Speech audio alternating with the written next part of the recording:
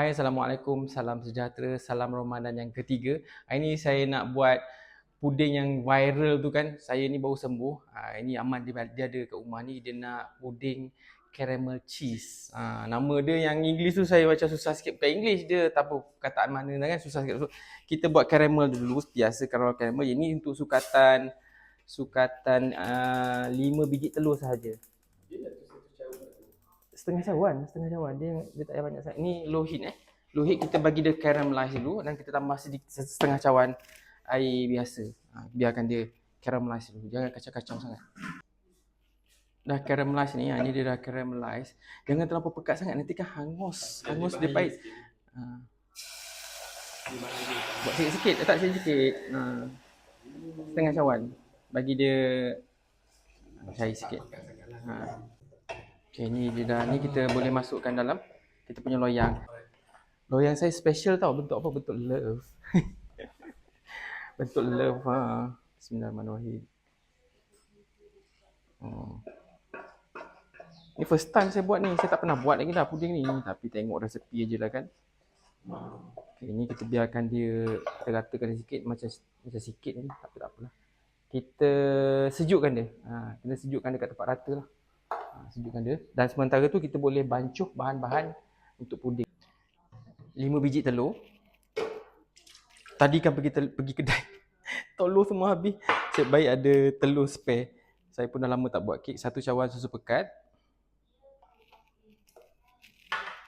1 cawan susu sejat. Tapi saya rasa boleh pakai susu full cream juga, tak ada masalah. Cuma susu sejat ni, dia punya lemak ni lagi padu lah. Tengoklah pekat tu kan. Tak sikit lebih. Then kita letak, ni paling penting, esen vanila. Puding kalau tak ada esen vanila, ya Allah Tuhanku, hanya. Ni saya letakkan 1 sudu besar. Okay. Dan setengah cawan cream cheese. Kalau 10 biji telur tu, kita gandakan lah. Ini kita blend dia sampai dia halus. Saya tak nak tunjuklah blend, sebab saya punya blender saya ni bising. Dia caramel ni tadi kita kena sejukkan dalam peti sejuk. Dan teknik kita orang, kita nak buat double boiling. Kita curahkan dulu yang kita dah blend tadi dan kita kena tapis. Nak dapatkan dia punya smooth kan. Tapis dia, bismillahirrahmanirrahim.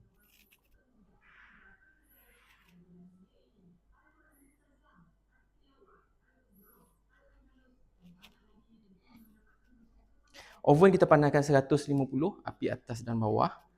Teknik double boiling, kena pakai air panas. Air panas ni kita curah kat luar dia, jangan curah kat dalam ni, pandai sangat kau. Oh, dia kena kat luar? Kena pakai air panas.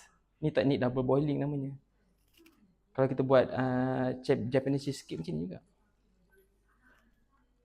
Kita bakar dia dalam 1 jam. Tengoklah macam mana. 1 jam lah, set elok 1 jam. Okay, jom. Sorry lah dapur saya baru renovate. Yang saya apa itu kan cakap kan, renovate ni kita punya tempat nak buat kek lepas ni. Buat live kat sini jugalah insya-Allah. Okay. Kita bakar dia selama 60 minit. 60 minit.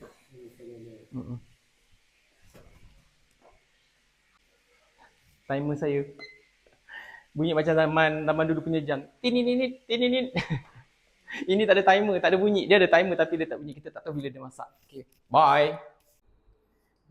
Ni, puding yang tadi kan. Ni dah masak. Lepas tu kita sejukkan dia. Dan kita kikis belah tepi ni.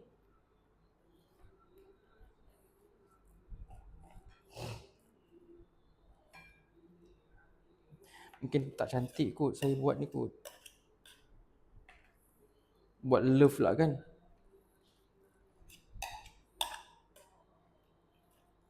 Bau menarik. Bau menarik. Okay, bismillahirrahmanirrahim.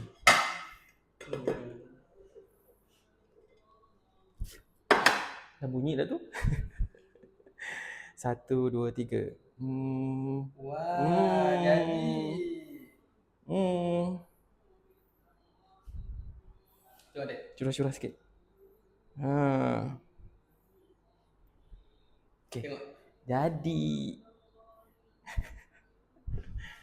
Yang ni bakar punya version. Kita rasa sekejap. Ni tukar rakam ni nak kena rasa.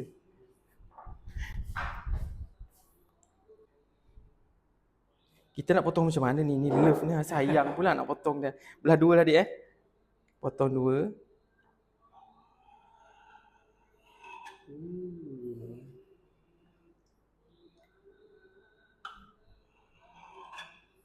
Okay lah, kita ambil yang sebelah sini.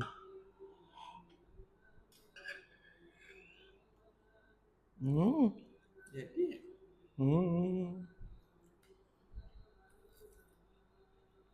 Curah sikit. Kita bagi dah adik rasa. Okay, adik rasa dik. Nah, cuba rasa dik.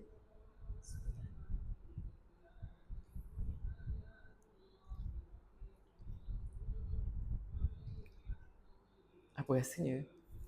Tak tahu. Ini yang rasa. Sedap. Sedap kan? Sedap. Macam Dia ada cheese.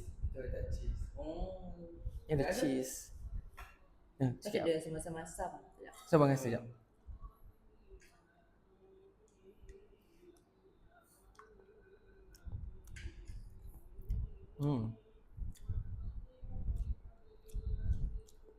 Okay. Rasa? Ada Cheese. Ada masam-masam. cheese. Okay, selamat mencuba. Sedap juga. Dia ada cheese. Boleh memang kita jual kat Bazar Ramadan. Dek, jom.